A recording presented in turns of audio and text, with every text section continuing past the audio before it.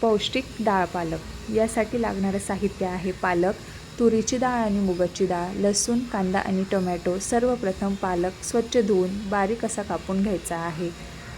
त्यानंतर कुकरमध्ये पाणी घेऊन त्या दोन्ही डाळी स्वच्छ धुवून टाकून द्यायच्या आहेत. चिरलेला पालक टाकून घेऊन छान 2 ते 3 शिट्ट्या घेऊन डाळ पालक आपल्याला शिजवून घ्यायचा आहे. त्यानंतर कढईमध्ये तेल टाकून घेऊन तेल तापल्यानंतर त्यात आपल्याला मोहरीची फोडणी द्यायची आहे. त्यानंतर जिरं टाकून घेऊन लसूण आणि कांदा टाकून छान परतायचा आहे. कांद्याला छान सोनेरी रंग आल्यानंतर त्यात आपल्याला टोमॅटो टाकायचा आहे.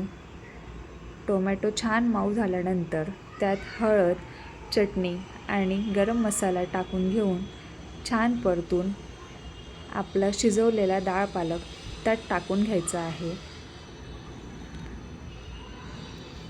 त्यानंतर चवीनुसार मीठ टाकायचं आहे आणि वरून किंचित असा सांबर मसाला टाकायचा आहे.